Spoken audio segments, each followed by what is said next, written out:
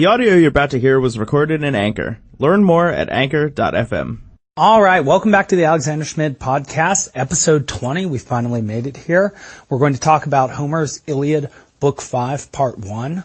Last time we spoke, we talked about the actions of Pandaros and the consequences of those actions, the bleeding Menelaus, Agamemnon's speech, the fight at Troy, resuming after the would-be ending of the combat due to the one-on-one combat between Menelaus and Paris, which proved inconclusive, and then Agamemnon going up and down the ranks, showing essentially his value system was the claim I made, as well as showing the prowess of particular fighters. One interesting thing I forgot to notice or to share with you last time was that during the argument between Odysseus and Agamemnon, Odysseus makes sure to respond to Agamemnon, and Agamemnon then does something which shows some maturity from him and potential recognition of the value of Odysseus, which is this: he actually apologizes to Odysseus and makes amends with him so that Odysseus will fight. And then Odysseus goes out and does kill a man and shows great prowess on the battlefield, indicating that Agamemnon may be growing as a leader, even through his interactions with Odysseus, which is fascinating. And so, let's jump in. Book 5 will feature Diomedes' aristeia. So what is an aristeia? Aristeia is an abstract noun based on the noun aristos, which means, or rather the adjective aristos, which means the best, and from which our political system called an aristocracy ruled by the best comes. So how does an aristeia apply to this text? Well, basically what will happen is that any fighter on the battlefield who goes through essentially a killing spree, who really does very well and is extraordinarily effective on the battlefield, well, he's the best man of the day, and therefore it is said that he has an aristeia. We'll see aristeias not only by Diomedes, but also by Diomedes, Agamemnon, Achilles, Patroclus, and I believe even Hector. Hector will do very well for a time. And so, let's meet Diomedes again. Meet Diomedes, the son of Tydeus. He's beloved by Athena, and she makes him shine like a fire or a star, which means what? He's a standout. And those who have competency and are thus beloved by Athena, well, they certainly stand out like rams amongst the sheep, as Odysseus was described in Book 3. And Diomedes immediately shows his prowess. He kills a man named Phegeus and almost a person named Idaeus. But it's said that Hephaestus loves that man, and Hephaestus goes to save him. And, well, perhaps later we'll be able to consider exactly what that means. While Diomedes is fighting, Athena shows her prowess and her superiority to Ares by cleverly tricking him into getting out of the battle. What she does is she goes to sit by him and she says, "Ares, let us two sit out beside the battle so that Zeus does not become angry with us." Because apparently she understands that Zeus has made an agreement with Thetis and that Zeus is going to try and bring about an outcome to the battle regardless of the will of the lesser gods. What does this also show? This also shows that Athena has recognized, based on what Zeus said to her and Hera while making fun of her, that Aphrodite and Ares, who are on the battlefield, they need to go. Why do they need to go? Well, Aphrodite saved Paris from the one-on-one combat with Menelaus, effectively keeping the war alive. That's a problem. Ares is also down on the battlefield, helping to motivate and pump up and keep ordered and keep the violence and savagery high in the hearts of the Trojans. That's also a problem. Apollo, the third god on the Trojan side, well, he's not as much of a problem right now. He's on the Trojan walls, keeping them defended, which means that any Achaean, champion or otherwise, who faces those walls may face certain death, because Apollo is far stronger than Aphrodite and Ares. He is only weaker, by most accounts, than Athena and Zeus. So he's very powerful, and in fact, during the Iliad, he'll be effectively invincible. And so while the battle is occurring, I thought I might share this quote with you from Book 5, line 65 to 69. It involves Meriones. And remember what we said of Meriones. He's the henchman of Diomedes, the Cretan, who brought 80 ships to Troy. And I said of him that he likes to kill people in nasty ways and hear them scream as they die. Well, here's the first evidence of this. This man, Meriones, pursued and overtaking him, struck in the right buttock and the spear drove right on and passing under the bone went into the bladder. He dropped, screaming to his knees, and death was a mist about him. And so just to let you know that Marionese is a nasty piece of work, he really is. But now let's transition on. Recall what was said about minor characters when they strike major characters, Pandaros in particular.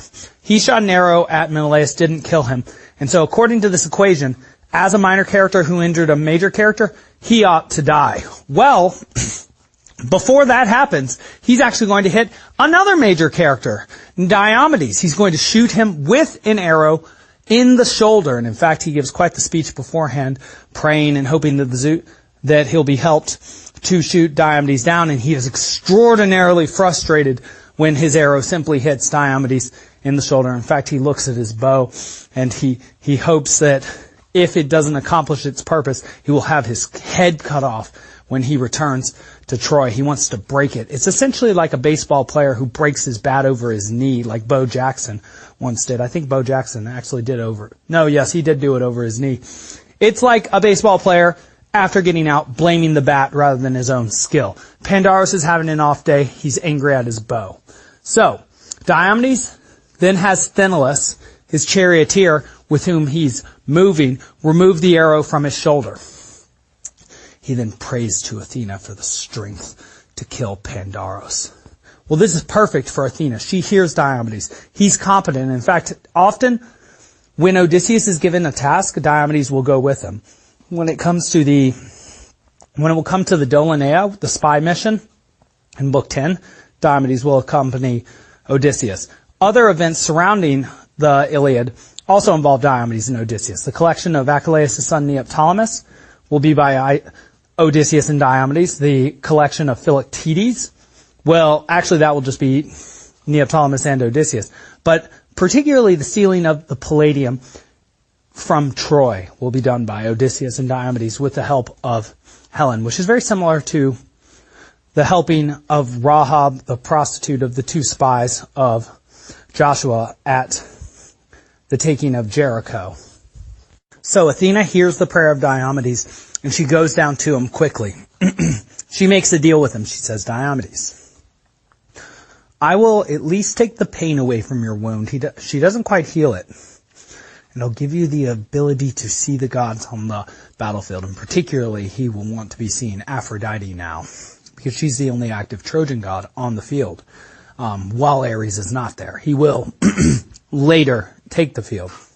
And she says, Diomedes, I'm going to relieve you of your pain. Which you might understand, she relieves him of his pain by giving him meaning in the situation so that he can embrace his destiny and move past the pain. Well, she's giving him the ability to see the gods so that he can go to fight Aphrodite. And so in being given a purpose, his eyes are opened and his pain is relieved. And he immediately sets about to doing as she says. She does give one warning though. She says, if you see another god on the battlefield, do not engage. And seeing as she's the goddess of wisdom, if she gives you advice, that's essentially a command. Otherwise, you're going against wisdom. You're doing something stupid. Well, now we have a major fight. Pandaros has joined up with a major Trojan, the number 3 Trojan named Aeneas. In fact, the Trojan command structure could be seen as this. Hector is the field marshal. Sarpedon, lord of the Lycians, is the number 2 guy. And then Aeneas, lord of the Dardanians, is the number 3 guy. Aeneas, son of Aphrodite, will actually be the major character in the Aeneid, which will be the third epic that we consider together. So you might imagine that he doesn't die here. Aeneas takes Pandaros into his chariot. Diomedes is in the chariot with Sthenelus. And in fact, Sthenelus makes a big mistake. When he sees Pandaros and Aeneas, he shows a lack of courage, as arrogant as his father Capaneus was, and as arrogant as he was in the wake of Agamemnon speaking to him. He suggests these two men, they're very threatening, Pandaros and Aeneas together. They're champions of Troy. We should not engage them. Diomedes says, argue me not to do this. He completely refuses retreat, remembering his purpose given to him by Athena. Second funny thing to mention is, why is it that Pandaros, who's himself a lord of men, doesn't have his own chariot if he's not just a commoner? Well, that was mentioned earlier. He left his chariots at home before he came to war. What does that say about him? He has very, very poor judgment.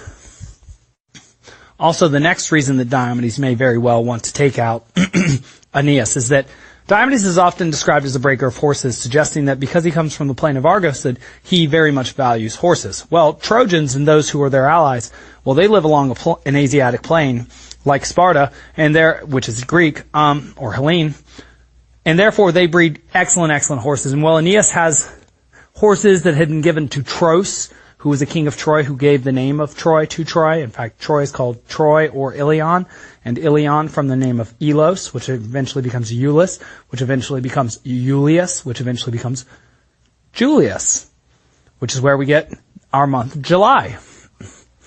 And so, these horses were apparently stolen by Aeneas' father Anchises, or rather their foals were, and so he has excellent God-bred horses that Diomedes wants, and well, he may well get them, because the fight begins. Pandaros throws first, lines 275 to 351. He hits the shield of Diomedes. No impact. Well, Diomedes' aim is far more true. He throws his spear at such an oblique angle that it goes in through Pandaros' mouth, cuts out the back of his tongue, and then comes out the bottom of his chin.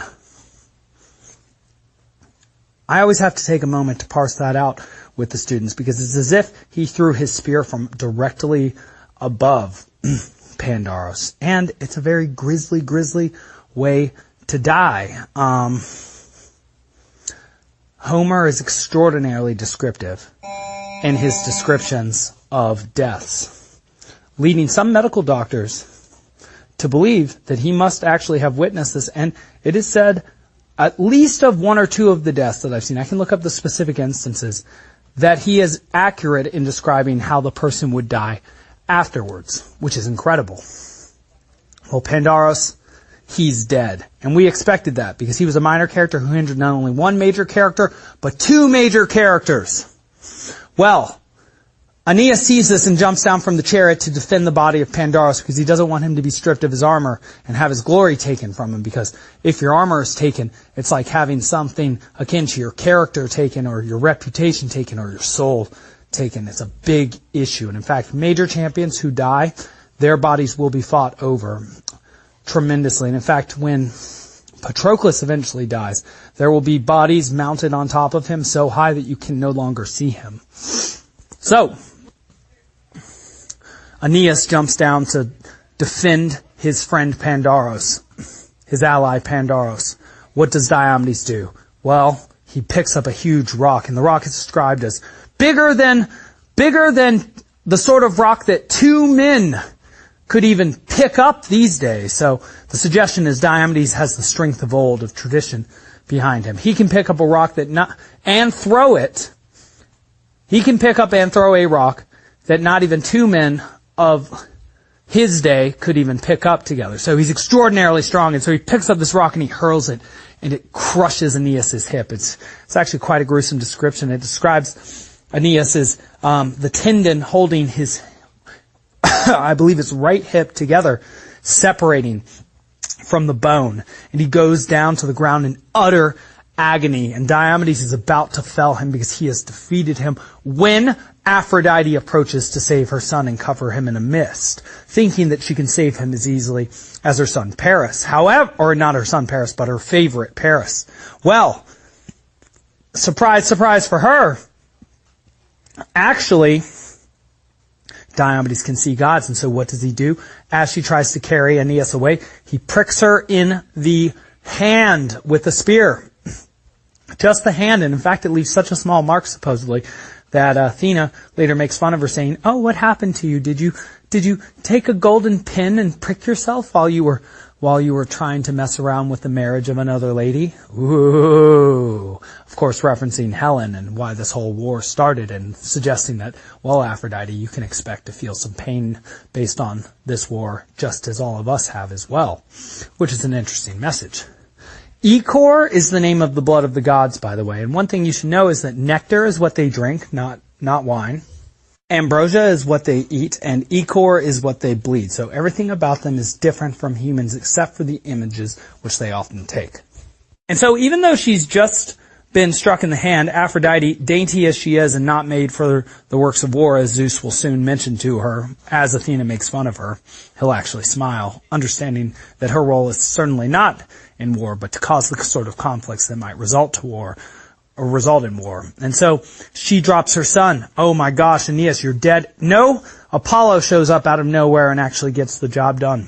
And amazingly, he immediately heals Aeneas, so he'll be back on the battlefield before the end of Book 5, which the students often say, wow, isn't that unfair? And I say, well, that's exactly why Athena wants to get these gods off the battlefield, because they're helping the Trojans out way too much. And in fact, the only reason the Trojans can stand against the Achaeans, who have such a mighty force and a more disciplined, and even have better, stronger, more disciplined, more rigorous gods on their side, is because the gods are helping out the Trojans more than the Achaeans are being helped. And even, you notice, when the Achaean gods so far have helped the Achaeans, particularly Athena giving vision to Diomedes, you notice that she has done little for him. She's only given him opportunities. She's relieved him of pain and given him the ability to see the gods. She's actually done nothing specifically for him in terms of achieving anything for him. She's given him the opportunity. And this is how she illustrates the fact that purpose and meaning in a person's life can relieve them of pain and open their eyes to the truth of things. Well, after this happens, there's a drama which occurs on Olympus. Aphrodite retreats back up to Olympus, and there her mother Dione. And Dione is certainly an invention of Homer. It is a feminine version of the name for Zeus, and so therefore might be translated as female Zeus, mother of Aphrodite. Dione comforts her daughter, and Aphrodite bitterly complains about Diomedes, suggesting that those men who vie with the gods do not often live long and prosperous lives. And something interesting about Diomedes is that, unlike the vast majority of Achaean champions, he will make it home, and he will make it home in a good state. Though his wife Aegia, well, they won't work out. However, even in the Aeneid, Diomedes will be seen as a major threat to the Trojans, who are trying to become Romans at that point. And though he vies with gods, he actually has a pretty good fate. He and Nestor, one might say, get off the easiest of any of the Achaeans while they go home, perhaps because they're the most dutiful of the individuals. Well, Aphrodite is then healed by Apollo in his function as Paion. Paion is his name as healer god, and so if you see Paion, that means Apollo. And, well, Ares, back down on the battlefield, starts to give strength to the Trojans. And then we meet for the first time Sarpedon. And Sarpedon gives something of a talking to Hector. Remember that Sarpedon is the number 2 guy for the Trojans, and also a son of Zeus, so he's extraordinarily gifted. And he's extremely noble as well. So what does he do? Well, he makes a claim to Hector. He says, Hector, I can't believe you're holding back on the fighting now. I could have sworn that you once said that you and your brothers alone, without any of us allies, could defend Troy. However, I find myself fighting harder than you are, even though I come from Lycia, where my home, family, and possessions are far from the invading Achaeans. He's very similar to Achilles in saying he doesn't actually have any personal responsibility in this battle. If he dies, he loses some glory, or rather, he gives some glory to someone else. And this is actually something he explicitly says to his henchman Glaucus. He says, when they first take the field, he says, well, Glaucus, we really need to we need to go onto the battlefield and win glory for ourselves, or fall and give glory to another. And he just has a beautiful perspective on things. We'll return to Sarpedon multiple times. And in fact, when he eventually will die in battle against Patroclus, we'll have to consider the tragedy of the situation, because the 2 individuals at that point might be the 2 individuals we most want not to die, and we most want to be friends. In fact, the horrors of war will And the horrors of life, you might say, sometimes lead to such tragic situations. Even more tragic, I would say, than the death of Mercutio and Romeo and Juliet, which is often held up as a tragic masterpiece. But still not quite as tragic as, say, Oedipus discovering that he's lain with his mother and killed his father. So, Sarpedon reminds Hector, you better fight, Hector, because if you lose, your brothers die, your sisters die, your father dies, your mother dies, or is at least a slave, and perhaps your son dies too. Your whole people will fall, your family will die, and everybody else you know who's not dead will be a slave, and Troy will be gone. This knocks the spirit into Hector. And as this is happening, Apollo heals Aeneas and he re-enters the battle. So, before we get on to the fight between Tlepolemus, a son of Heracles, and Sarpedon, a son of Zeus, therefore making them, I believe, cousins, because Tlepolemus is the son of Heracles, Heracles is the son of Zeus, which means nephews, because if Tlepolemus is the grandson of Zeus and Sarpedon is the son of Zeus, though they're only related by Zeus, not by their mothers, Sarpedon's mother being Laodamea, and Tlepolemus' mother being I do not know, I suppose that means that Sarpedon is the half-uncle of Tlepolemus. But they will not have any love lost between them. And so, in our next talk, we will encounter the fight between Tlepolemus and Sarpedon. We will see Athena continue to assist Diomedes, and we will also see Diomedes get to fight against Ares, the manslaughtering, the blood-stained, the stormer of strong walls. And then we'll also see an interaction in heaven again on Olympus, essentially the same idea, between both Zeus and Ares, and we will see that Zeus represents the principle of order in society, and Ares represents the principle of conflict, and therefore Zeus will share his hate with his blood-stained son. And so, this has been the Alexander Schmid podcast. This has been Homer's Iliad, Book 5, Part 1. We've reviewed the initial stages of Diomedes' aristeia, his ability to see gods, his injury by Pandaros, his then kill of Pandaros, which is wonderful for him, his injuring of Aeneas by a rock, Aphrodite attempting to save Aeneas, failing, and Apollo actually doing it, and then healing him. After a talking to by Sarpedon to Hector, Hector gets spirited and back in the fight, and then Aeneas is healed and thrown back into the fight. I don't know if I already said that, but I said it again. So, this has been the Alexander Schmid podcast. Please listen. Please share. Please call in. I love doing this, and I'm looking forward to offering thousands and thousands of more hours. Have a great day. The audio you just heard was recorded in Anchor. Learn more at anchor.fm.